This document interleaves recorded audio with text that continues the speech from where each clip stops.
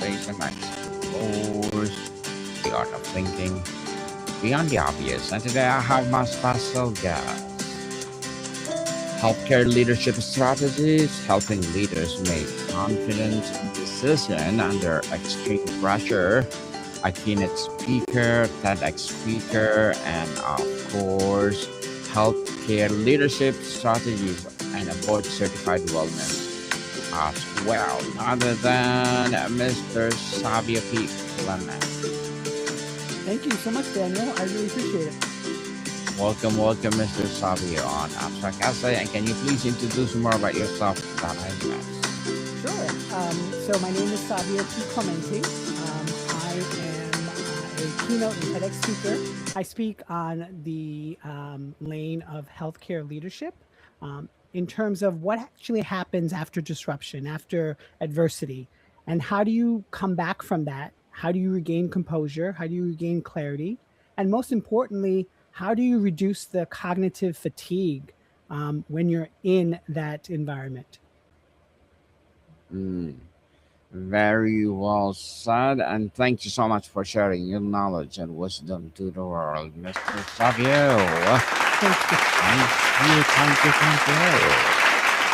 So today let's talk about when the crisis ends but leadership struggles continue, exploring why high performers still after disruption.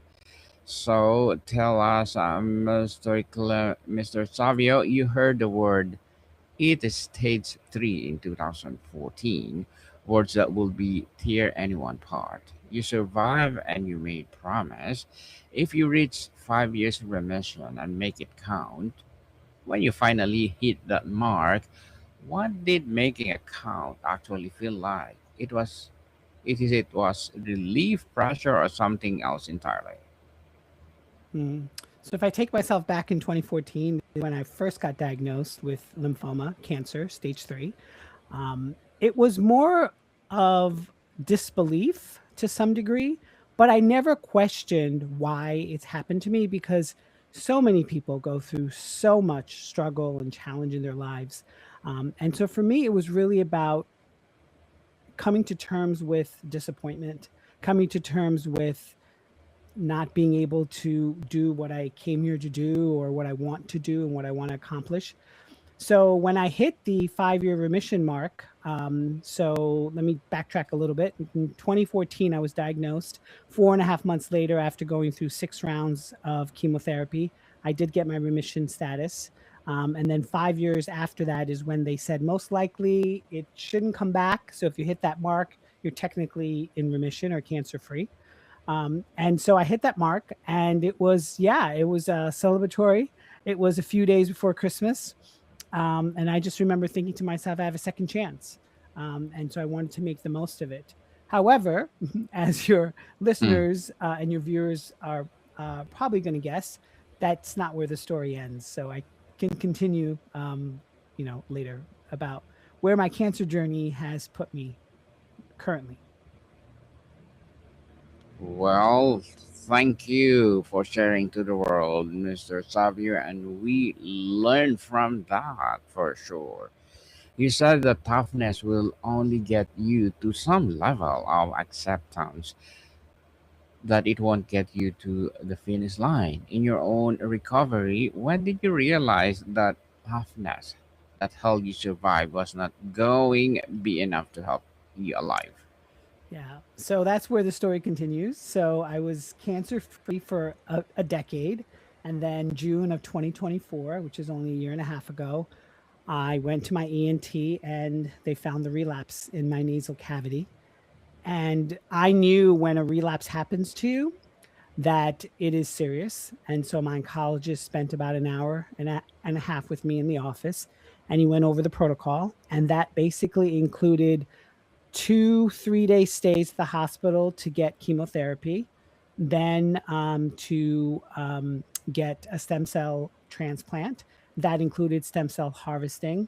I spent 29 days in the hospital in recovery for the stem cell transplant. And then I also did an immunotherapy for about 5 months every few weeks. And fortunately for me, after all that 16 months of treatment, I received what they call a complete response, a CR, to treatment. I don't use the word remission on purpose anymore just because I've been through that phase before. And so for me, going through the second battle after a decade really allowed me to feel into not only my emotions, but into really thinking to myself, what is it that I want to actually bring out into the world? I was already doing a lot. I'm a journalist. I'm a speaker. Uh, I'm an author. But what do I really want to show? And so for me, it really gave me more conviction in order to continue.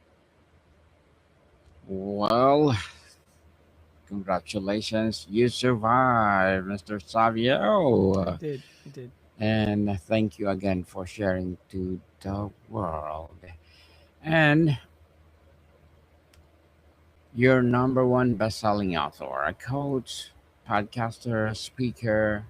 Do you ever feel like you're performing Survivor Savio while the real you is somewhere else? And how do you stay connected to the person beneath the success? Such a beautiful question. Seriously, that is a Thank you. excellent question. You combine both a journalistic lens with a coach lens, so I appreciate that.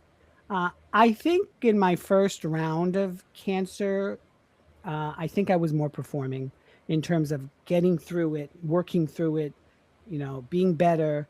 A lot of people believed in me. They're like, there's no way, you'll be okay. Don't worry about it. But even though I had my doubts, I had to kind of show the world.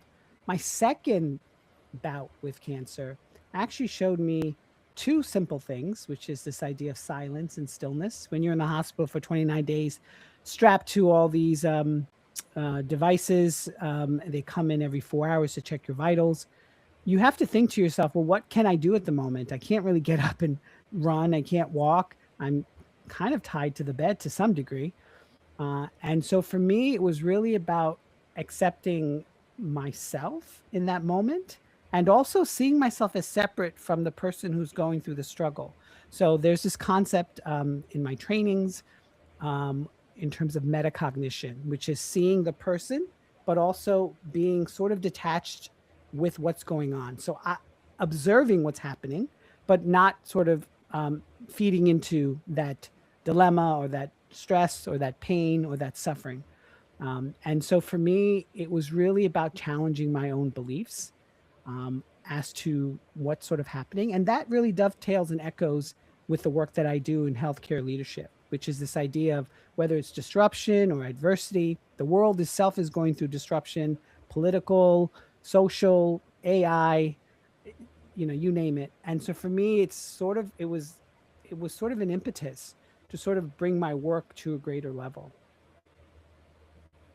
Well, congratulations, Mr. Savia, for being a best-selling author. I'm inviting you to be part of my book one review, and let's talk about your book itself. Your work helps people overcome the confusion to gain and clarity needed to get busy living. Why so many high performers, people who excel during the crisis, find themselves paralyzed after it's over? Yeah. So that book was called I Survived Cancer. Here's How I Did It. 35 cancers share their journey. And as a journalist, I've interviewed at this point over 200 cancer survivors. This was during the phase of after recovering from the first bout of cancer. And I wanted to make sure that not only were the cancers represented, but different ethnicities, different genders. And I wanted to show in the book that these people, even though they went through something as traumatic as cancer, that they are still living, they're still thriving. And so the book was a compilation of all the interviews that I did. I chose 35 of their stories.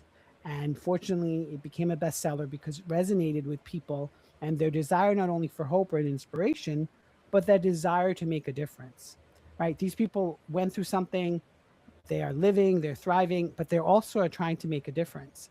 And I think that's sorely needed in our world because a lot of people are feeling very downtrodden right now. And when it comes to wellness and healthcare and all the sort of sectors and all the sort of areas that I cover, I see it. And it's this idea of not only resilience, which is bouncing back, but this idea of adaptive resilience, that when you're in the thick of it, like I was, what are you going to do? How are you going to gain the flexibility? How are you going to gain the knowledge and the pursuit towards your own dreams and visions? Mm, very well said. Very well said, Mr. Savio. And you talk about loving your inner stranger. For high performer whose identity was built on being strong, capable, in control, what does it feel like to meet a version of themselves who's vulnerable, uncertain, and lost? Yeah. So that concept of loving your inner stranger was something that I actually said on my TEDx talk. So I did my TEDx talk about 2 years ago before my relapse, and I talked about this concept of, have you ever looked at yourself in the mirror and not seen that reflection being stared back at you? So I wanted people really to think and also to feel that phrase. And this idea of loving your inner stranger, I leave for interpretation. For me, it's about sort of that individual that went through the trauma of cancer and also my childhood and all the challenges that come with living in this world, this complex world, but also really figuring out for yourself, well, where is it that you can come to a place of calmness within yourself? So there's an acronym that I mentioned in my TEDx talk, which is aloha. In Hawaiian, aloha means hello. So aloha is really about saying hi to your inner self. So A stands for acknowledgement. Acknowledge where you are and where you are in this sort of journey. L is for listening. So listen to that inner voice. Um, the really tenets of the aloha came from my study of both concepts of huna healing, which is a Hawaiian healing modality, and something called ho'oponopono, which is four statements that basically, in the gist of it, is about loving yourself, forgiving others, and sort of moving on from that experience. So listening to yourself is really listening to your inner body, and huna healing really teaches that the body vibrates, it sends a message, it gives you clues and context if you're just able to truly listen to what's going on. And they say that you can speak to it. That's a little abstract for most people, but if you really use tools like meditation or prayer or quiet reflection, you can actually really figure out for yourself what's really happening there, because the body does keep score. O stands for opening. So open yourself up to that wisdom, to that intention, to that knowledge that you garner and gain from this. H stands for harnessing. So harness that inner wisdom and allow it to be applicable for your life. Like, don't put it in compartments. Make it so that it bleeds into the other areas. And A is for acting. Like, be really victorious in acting on those principles. And so for me, that's the idea of loving your inner stranger. It's really saying hello to it, not ignoring it, but also coming to terms with its deficiencies and also its positive benefits. Because there's a lot of spiritual bypassing that people do, whatever faith and religion you are. I grew up Catholic. I studied many comparative belief systems, so I just believe that there is truth and wisdom in every religion. There's a thread that sort of bleeds through those. And so, really, it's just about coming to terms with yourself. Again, beautifully articulated, Mr. Savio. And you help people finding meaning in the why. After crisis, the old why often dies. How do you help someone discover a new version to get up in the morning when the old reasons no longer make sense? Yeah. I think this goes back to my background as a journalist. At this point, I've interviewed over 2,000 experts, change makers, even celebrities like Venus Williams, Ice T, Carson Kressley, Deborah Messing. And I think one of the major threads that I see in that is this idea of pressure. Like, before my relapse, I was given an assignment. My editor gave me an assignment to go to cover the Oscars red carpet. And I just remember seeing myself along with all the other major outlets. And the actors and the actresses came by, and I realized something, Daniel. I realized that they were still acting. That even though I thought that they were just sort of enjoying the night, they were putting on this performance, because there's the handlers, there's their agents, there's people like myself, journalists, who are viewing them and judging them and writing about them and recording them.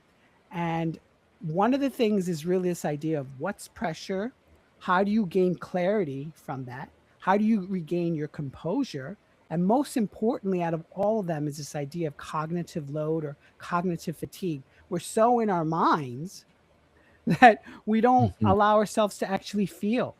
And so that is really in all my interviews. Of course, I have to be scripted to some degree, asking the specific questions that are approved to be asked. But oftentimes, I'm just there as a presence, as a mirror for that particular individual that I'm interviewing. And so I just challenge people or tell people when you're in conversations with other people, whether it's work related or personal, allow yourself to just be present. And there's two ways to even just do that. They're simple, they don't cost you anything. It's really focusing on your breath, which a lot of, the spiritual world will tell you is very important. So that's number one. And number two, feel into your your presence, feel into it. So for me, it's my feet are on the floor now because I went through a cancer relapse and because I did chemo. I, at this point, have a little bit of neuropathy in my feet. And so my feet are now tingling, which to me is very interesting because it allows me now to be even more rooted and grounded when I'm speaking to other people. Well, that's an interesting story, Mr. Savio. You interviewed 35 cancer survivors for your book, sharing their journeys. Was there a story that stayed with you more than any other, or someone whose post crisis struggle taught you something about your own? Yeah, I would say there's this actor in my book. His name is Rob Paulson. If you ever saw the series Pinky in the Brain, he was the voice of Pinky in the Brain. And Mm-hmm. he had throat cancer, which is not only cancer but his livelihood. Right? He makes voices for a living. He works in Hollywood, and Mm-hmm. one of the things he says that he doesn't eat anymore for pleasure. The taste is completely gone. But what he's really happy about is the fact that he can still continue the work. That even though his doctor said to him, Rob, we're going to have to kill you to heal you, he says, at least I'm healed to the point where I can do my work.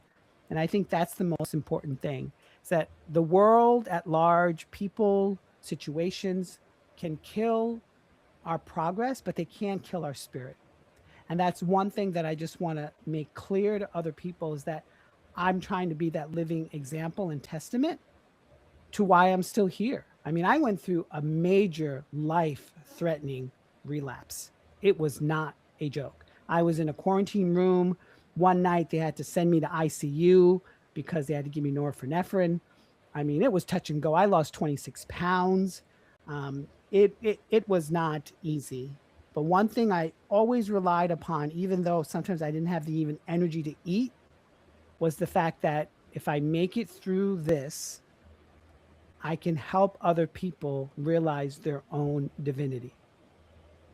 And if you're someone who doesn't believe in religion, I don't mean divinity as a religious concept, divinity in the fact that you are greater than your circumstance. Mr. Savio, you've appeared on Fox News and been featured on VTV Network. When you speak to broad audience, how do you translate the intimate, messy reality of post-crisis struggle into masses that land with the people who have never faced what you have? Mhm. I often tell people my story is not about cancer. You can substitute the word cancer, cancer relapse, for any other disease, ailment, struggle, whatever it is. It's really this idea that whatever you are facing, you have to fully accept that reality. And so many people don't want to face it. They don't like to face it. They would rather shy away from it. They don't want to own that. Now, when I'm saying own it, I don't mean own the title of what you're going through. I mean own the circumstance because the only way through something is through the discomfort itself. That's the only way. We have to take that little bit of a step. And so many people want to complain and say, why me? And that's their right and their prerogative. But that doesn't help anything. So if I can actually sum this very simply, is what I echoed to a colleague recently. I said to him, we all have wounds. For me, I can speak all day about the wounds, and so can everybody else speak about their own wounds, their own traumas, their own pains and problems. But I would rather, instead of the wound, talk about the walk. What am I going to do now? What am I going to actually create now? And if you don't have the desire or the motivation, create that in ways that bring you joy. Think to yourself, what sparks joy for me? And let that be a glimmer and an impetus towards something. Hmm. Definitely, yes. So you've developed topics as varied as the metaverse and NFT alongside wellness and coaching. What does curiosity about the future offer someone who is still healing from the past? Yeah. I think if my story would be echoed into the hearts and minds of others, is really the fact that I'm still here, Daniel. I'm still living. I'm still doing the best I can to thrive and to create and to accomplish.